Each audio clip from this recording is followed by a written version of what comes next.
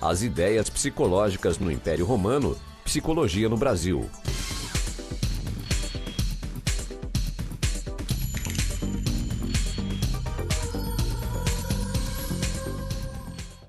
Olá pessoal, sejam bem-vindos à nossa aula de hoje. Eu sou o professor Marcelo César, sou doutorando em Psicologia da Educação pela PUC São Paulo e estarei trabalhando com vocês questões relacionadas à psicologia, desde a sua constituição, da sua origem até a contemporaneidade.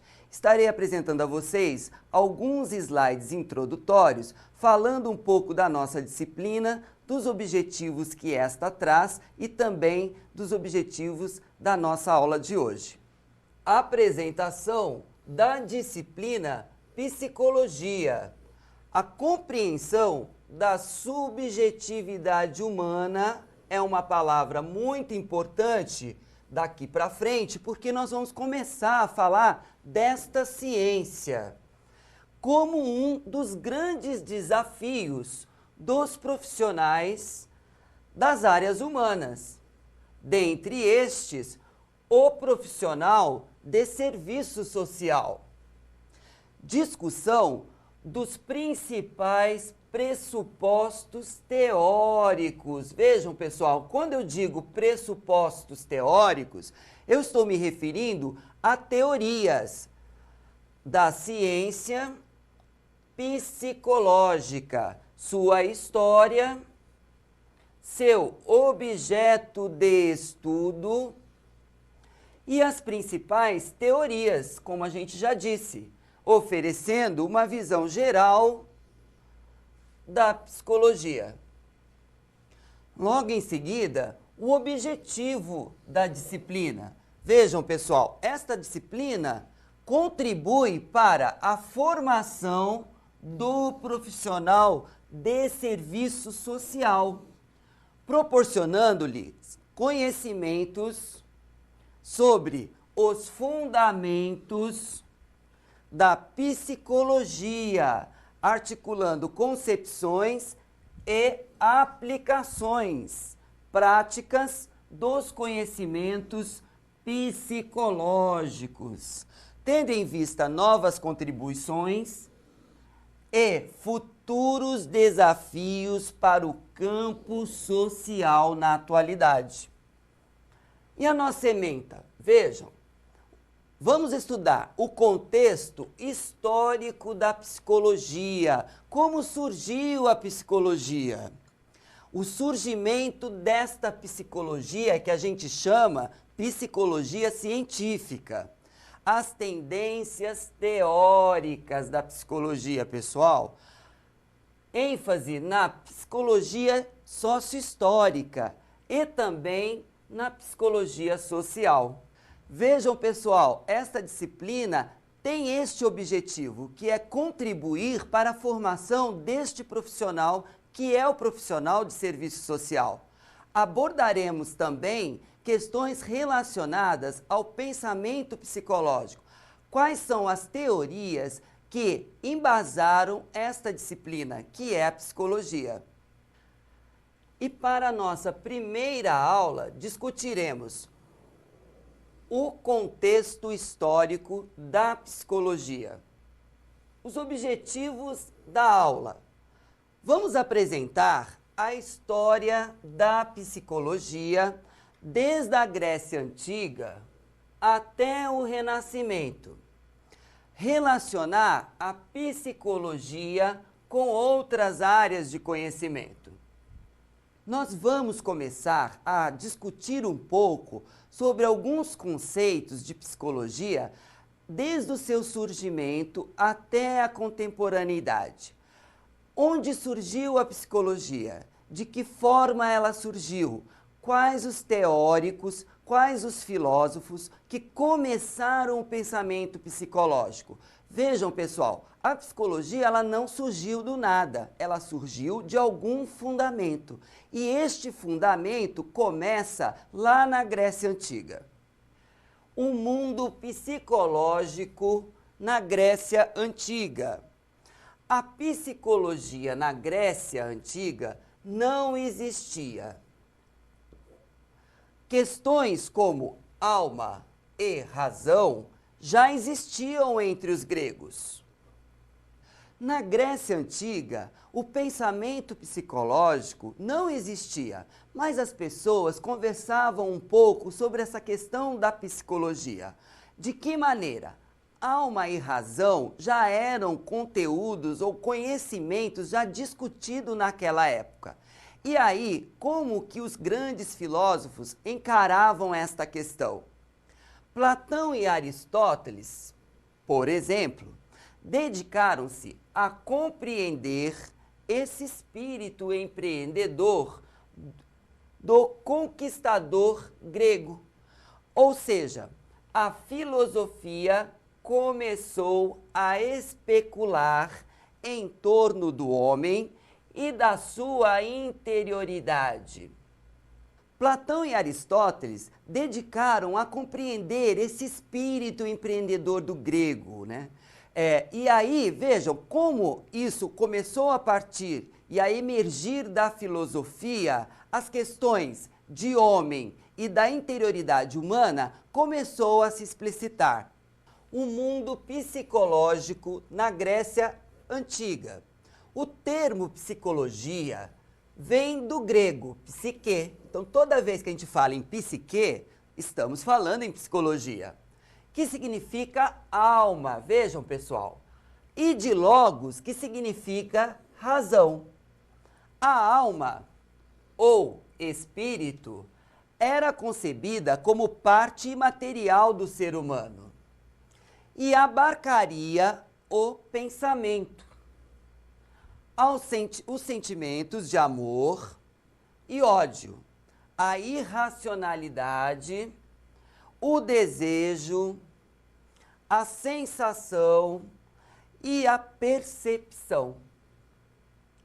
Os pré-socráticos eram aqueles filósofos que tinham a preocupação em definir a relação de homem com o mundo por meio da percepção.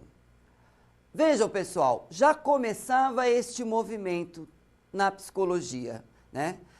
A psicologia começou a se originar da filosofia. Os próprios pré-socráticos começaram essa discussão baseando-se aonde? Na percepção. Então, eles olhavam o mundo através da percepção. Ainda no mundo psicológico, na Grécia Antiga, tudo começou lá com os pré-socráticos, como a gente já comentou, que eles começaram a interpretar o mundo através da percepção. Mas é com Sócrates que o pensamento psicológico começava a se concretizar. Por quê? Porque Sócrates preocupava-se com o limite que separava o ser humano dos animais. Qual é o limite que iria separar o ser humano do resto dos outros animais? Sócrates se preocupava com esta questão. E ele postulava-se que a principal característica humana era a razão. Isto aqui é que diferenciava o homem dos outros animais. Tá certo? Por quê? Porque a razão, pessoal, sobrepunha-se à irracionalidade. Este é um conceito muito importante. Quando Sócrates começou a pensar essas coisas, ele imaginou, tem que ter um limite que separa o ser humano dos outros animais. Por quê? Porque o ser humano é um ser pensante. Ele age sobre o mundo. Então, veja, Sócrates pensou o seguinte, que o elemento que constituía isso era a razão. Por quê? Porque a razão iria sobrepor sobre a irracionalidade. Então, este é o limite que separava para Sócrates o homem do restante dos animais. Continuando na Grécia Antiga, Platão já dizia que existia um lugar para a razão em nosso próprio corpo. Como ele era discípulo de Sócrates, ele acabou definindo esse lugar, né? isto é, um lugar onde se encontra a alma humana. E para Platão, o elemento principal de ligação da alma com o corpo é a medula. Ou seja, para Platão, a alma era separada do corpo. Então, quando alguém falecia, o corpo desaparecia, mas a alma ficava livre para se apropriar de outro corpo.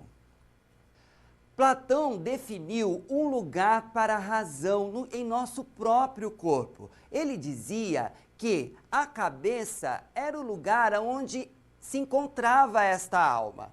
E ele dizia mais que existia entre alma e corpo uma separação. Uma separação por quê? Porque a alma acabava ficando livre depois que alguém falecia. Então, quando alguém falecia, por exemplo, a alma ficava livre e ela iria se apropriar de um outro corpo. Aristóteles, que era discípulo de Platão, postulou que a alma e o corpo não podem separar. Vejam, Platão dizia que existia uma separação entre alma e corpo. Já Aristóteles dizia que alma e corpo não podem se separar, concepções diferentes. Para ele, a psique, lembra o que era a psique? A alma. Era o princípio ativo da vida. Ou seja, todo ser vivo tem sua alma. Por exemplo, os vegetais têm sua alma com a função de alimentação e reprodução. A gente pode até dizer que, para Aristóteles, a alma dos vegetais era uma alma sensitiva. E os animais? Os animais têm a sua alma definida pelas funções de alimentação e reprodução e percepção e movimento. Já um ser humano, além dos dois níveis anteriores, possui a alma racional, isto é, a função pensante. Para Aristóteles, os vegetais tinham alma, os animais tinham alma. Por exemplo, os vegetais com alma de reprodução. E os animais com alma de reprodução, lógico, mas também com um outro tipo de alma. A alma do movimento, da percepção. Já o ser humano, além de ter esses dois níveis concretizados, teria também a alma pensante, que aí, no caso, diferencia dos outros animais. Esta alma pensante nada mais é do que a razão. Em suma, o que a gente pode estar concluindo? Que os gregos já haviam elaborado duas teorias. Uma, a teoria platônica, que postulou a imortalidade da alma e a concebia separada do corpo. E a aristotélica, que afirmava a mortalidade da alma e a sua relação de pertencimento do corpo. Temos aí duas concepções teóricas importantes.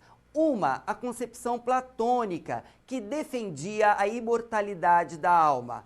Alma e corpo se separam. Já Aristóteles defendia que alma e corpo não se separam. Por isso que nós temos aí a questão de pertencimento da alma com o corpo, ok? Eu convido vocês a participarem do nosso primeiro quiz.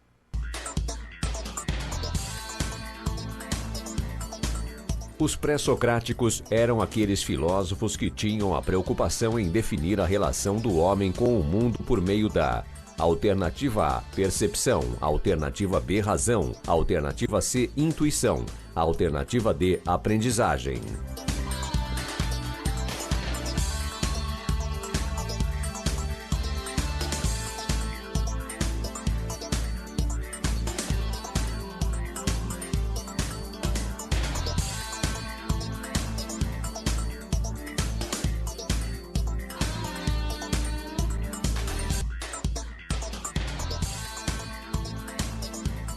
Parabéns para você que escolheu a letra A. É isso mesmo. Os pré-socráticos defendiam a relação homem e mundo através da percepção. Parabéns para você.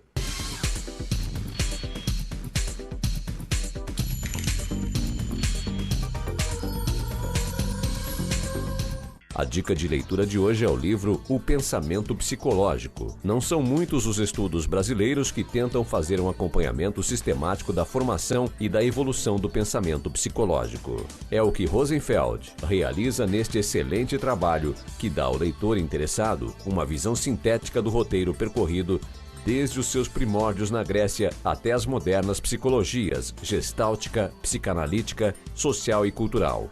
A sua leitura será certamente esclarecedora e enriquecedora, tanto para o público em geral quanto para o especializado.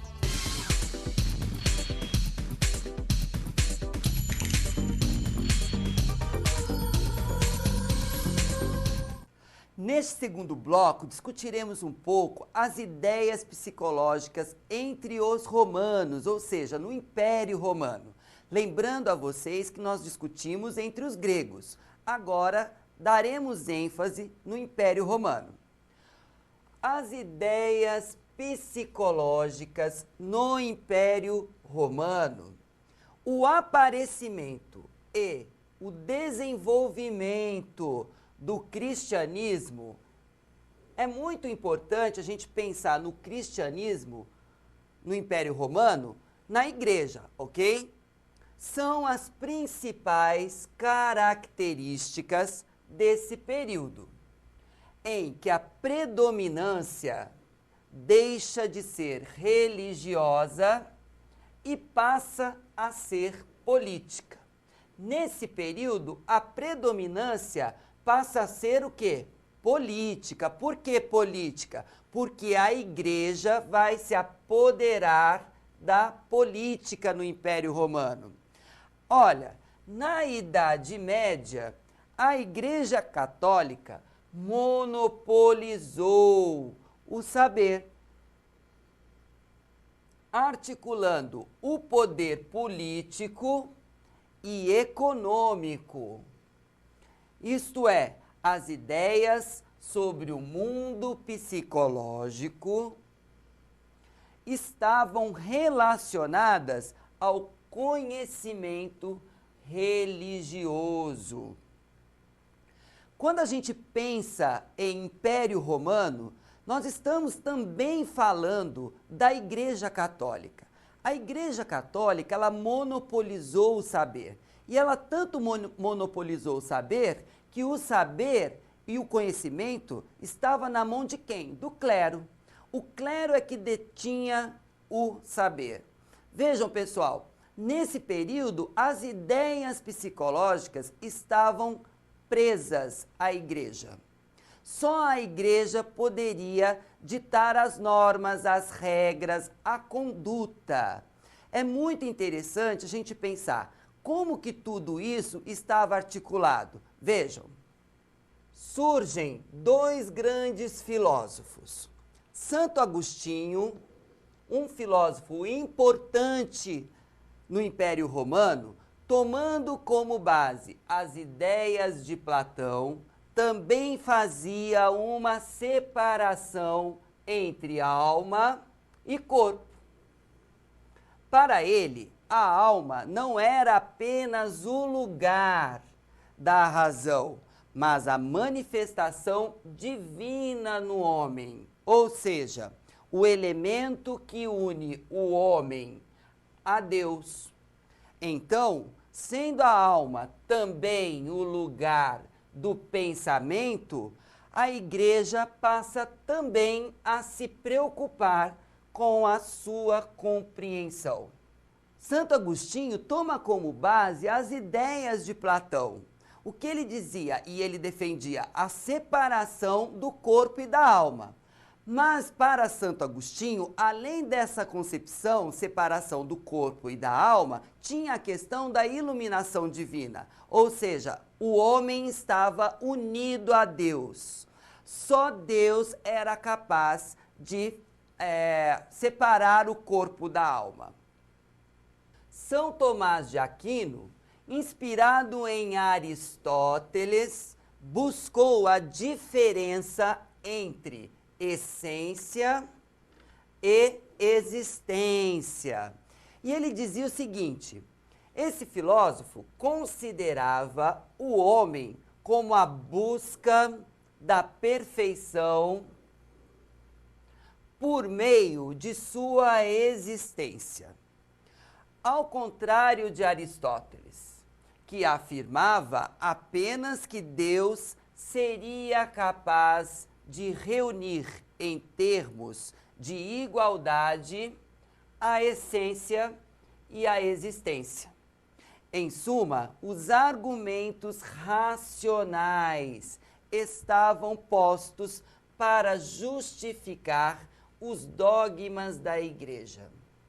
São Tomás de Aquino se preocupou em diferenciar essência e existência, mas ele buscou a perfeição na existência e dizia que isso só era concebido por Deus. Só Deus era capaz de unir a essência e a existência humana através desta perfeição. Estavam postos aí os argumentos racionais que justificavam os dogmas da Igreja. O pensamento psicológico no Renascimento. Quando a gente fala em renascimento, estamos nos referindo à transformação, à renascência. Então vejam, pessoal, o mundo europeu sofre inúmeras transformações radicais, ou seja, o surgimento do renascimento ou renascença. A Idade Média ficou marcada como a Idade das Sombras, ou seja, a igreja que controlava o pensamento, as obras, a literatura, enfim, o pensamento psicológico era controlado pela igreja. Já no Renascimento começa uma mudança, uma transformação, ou seja, as obras, a produção humana começa a emergir. Na transição para o capitalismo, surge a valorização do homem e uma nova forma de organização econômica e social. É importante lembrarmos que na Idade Média o homem era um servo. Ele não exercia a troca de mercadorias. Isso só veio acontecer na Renascença. Houve então, a partir do capitalismo, uma valorização do homem. Ainda no Renascimento, nós estamos falando deste pensamento, que é o pensamento psicológico no Renascimento. Na produção humana, ocorrem diversas transformações. E aí veja o que acontece. Dante escreve a Divina Comédia. Leonardo da Vinci vai pintar o quadro A Anunciação. Botticelli pinta o nascimento de Vênus. Michelangelo esculpe o Davi. E Maquiavel escreve O Príncipe, que é uma obra clássica da política.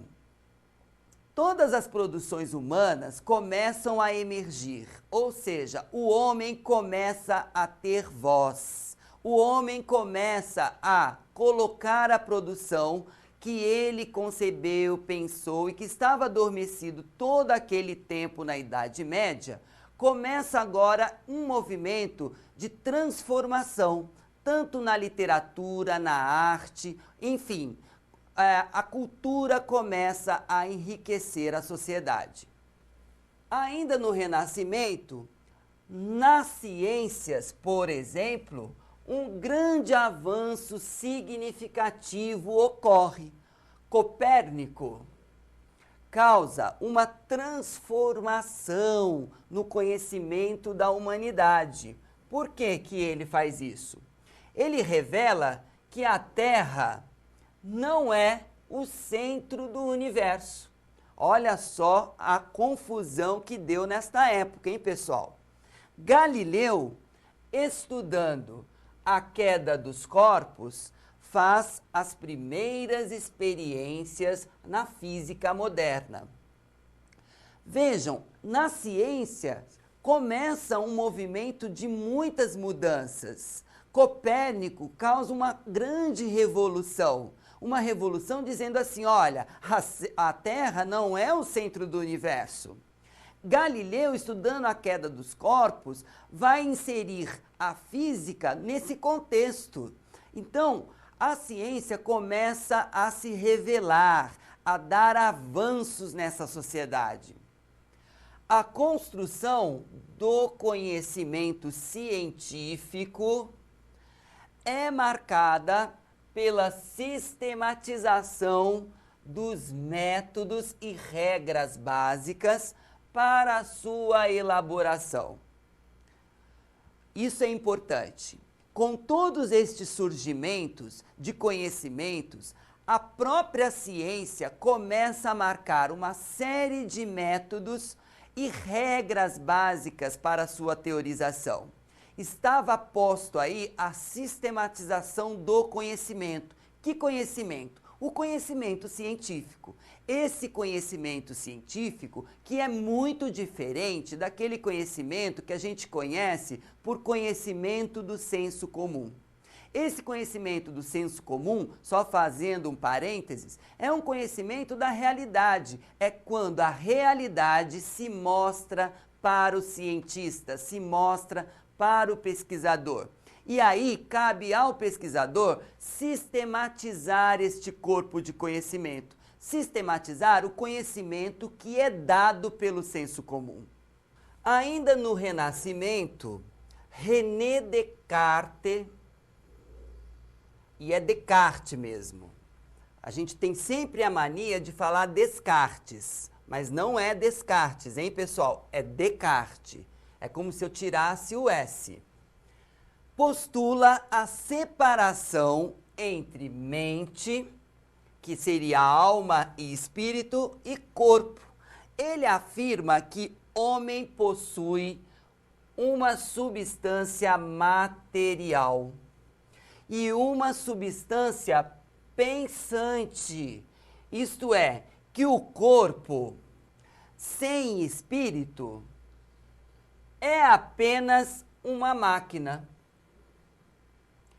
E a partir desse dualismo mente-corpo, que o estudo do corpo morto se torna possível, o que era impensável nos séculos passados.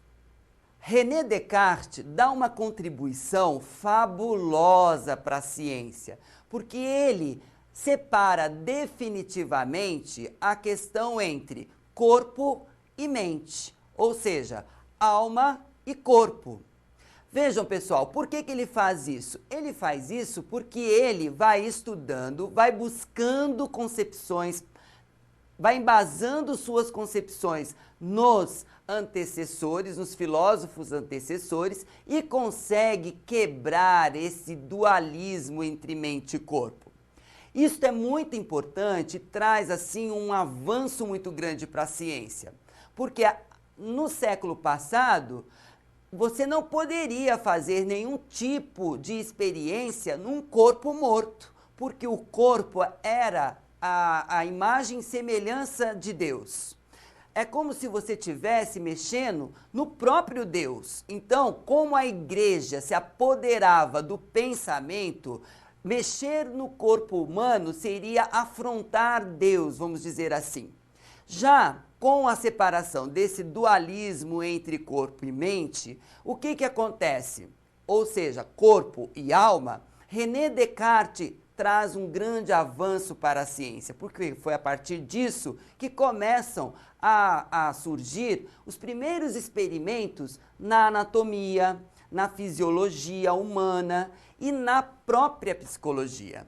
A própria psicologia vai se constituir como uma ciência científica a partir dos estudos de René Descartes. Então, os estudos de René Descartes marcam, sim, na psicologia, uma grande e fabulosa, espantosa revolução, tanto na ciência como trazendo contribuições para a própria psicologia, ok?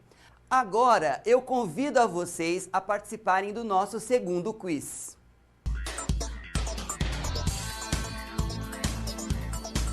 O que contribuiu para o desenvolvimento da psicologia como ciência? Alternativa A. Diferença entre essência e existência. Alternativa B. Não separação da alma e do corpo. Alternativa C. Definição de psique e de logos. Alternativa D. Separação entre mente, alma, espírito e corpo.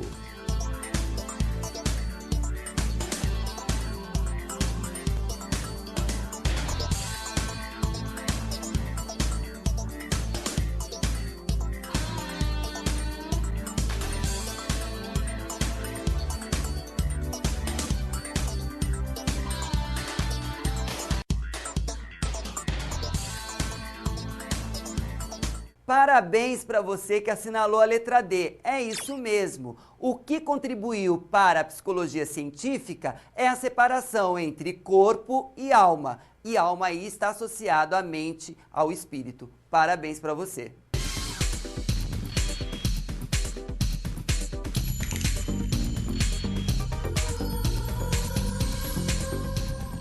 Nesse terceiro bloco, vamos discutir um pouco a questão da psicologia no Brasil. Como que entrou a psicologia no Brasil, por exemplo? Só lembrando a vocês que no primeiro bloco discutimos o pensamento psicológico entre os gregos, desde os primeiros filósofos.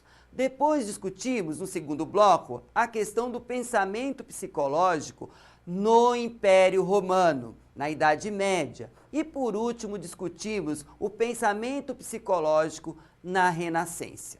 É importante a gente lembrar essas coisas porque tudo isso que a gente está discutindo vai incidir em futuros estudos, que depois discutiremos. E aqui na questão da psicologia também ele vem trazendo algumas contribuições, ou seja, fincando algumas contribuições. Vejamos. A psicologia no Brasil. A psicologia no Brasil foi regulamentada pela Lei número 4.119, de 27 de agosto de 1962.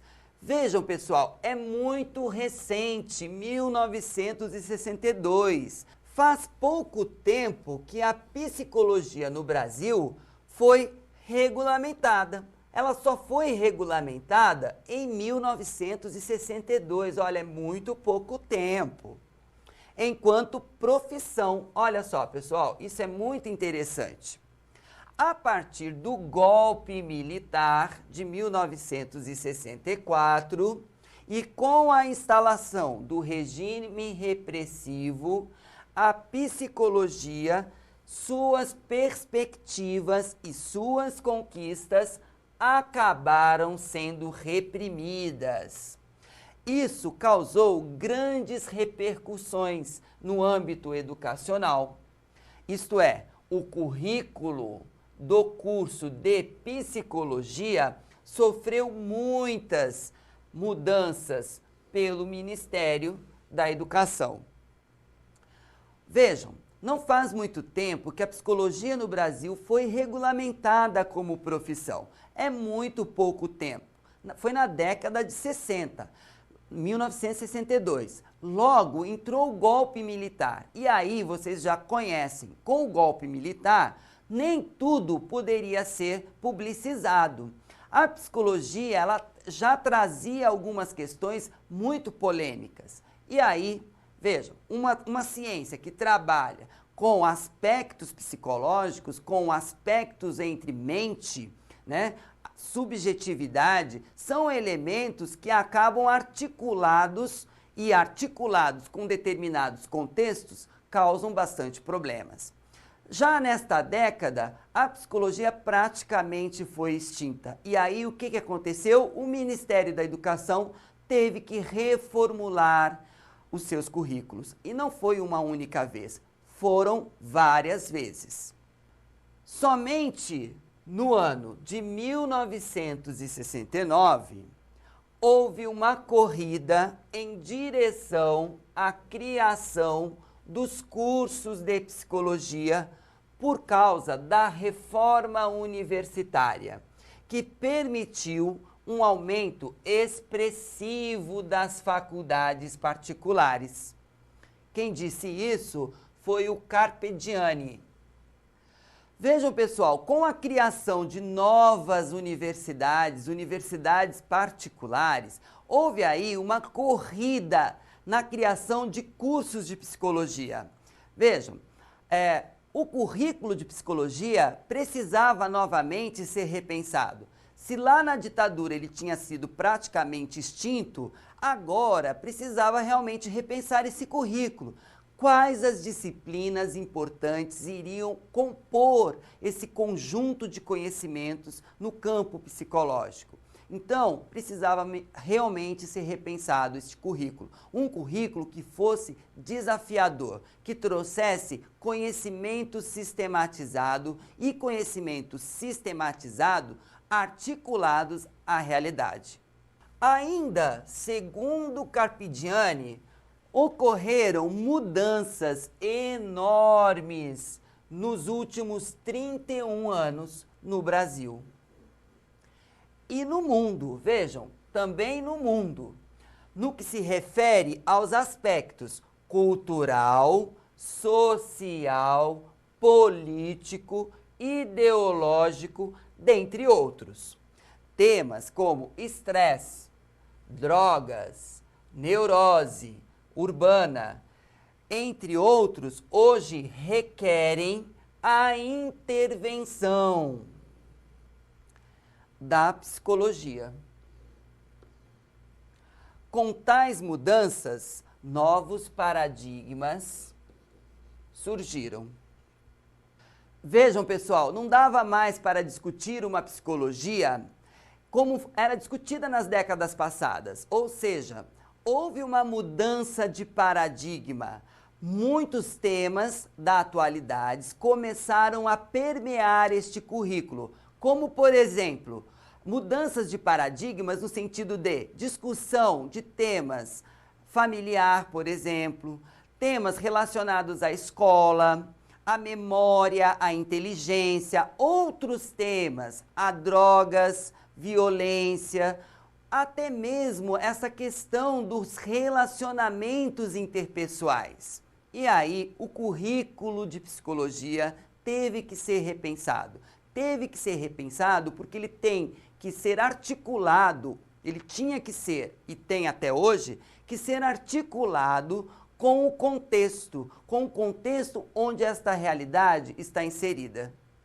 Vejam, estamos discutindo ainda a psicologia no Brasil e do período compreendido entre a regulamentação da profissão até meados da década de 1990, olha como é recente, pessoal.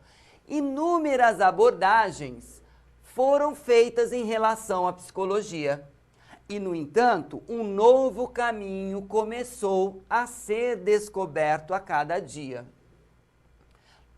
Além das três grandes áreas da psicologia, clínica, escolar e organizacional, existem amplas possibilidades de atuação do profissional em psicologia, atuando como psicólogo hospitalar, criminal, jurídico, forense, institucional, social, na saúde pública, por exemplo, esportiva, dentre outras. Da regulamentação desta profissão até a data de 1990, por exemplo, a psicologia passou por várias abordagens. O profissional que antes atuava na área escolar, na clínica, por exemplo, ele passou a atuar em outras áreas, como, por exemplo, criminal, de saúde pública, enfim. Ou seja, estava aí aberto um grande caminho a ser percorrido pelo profissional de psicologia. Vejam a importância da regulamentação desta profissão até os dias de hoje, por exemplo. O profissional de psicologia, hoje, ele é atuante, ele atua também junto à área da saúde, por exemplo, junto aos médicos, por exemplo. O psiquiatra é aquele profissional que vai também trabalhar junto com o psicólogo, mas ele receita remédios. Por exemplo, o psicólogo está lá para tratar outras questões. Ele não está autorizado a receitar medicamentos, por exemplo, mas ele é um profissional que atua incessantemente com estes temas, que são temas muito desafiadores na interioridade humana. Agora, eu convido a vocês a participarem do nosso último quiz.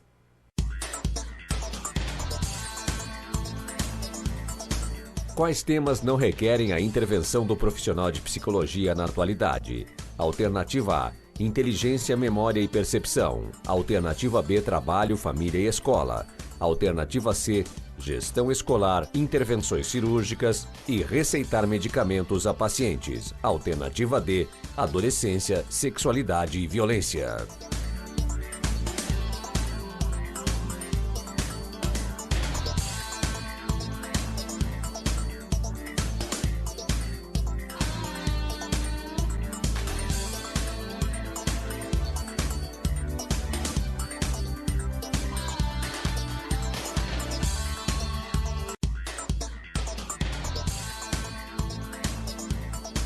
Parabéns para você que assinalou a letra C, é isso mesmo. Ou seja, o profissional de psicologia não atua na gestão escolar porque ele não é administrador de escola. Ele também não vai atuar nas intervenções cirúrgicas porque ele não é médico, ele não faz cirurgias e nem pode receitar medicamentos. Parabéns para você.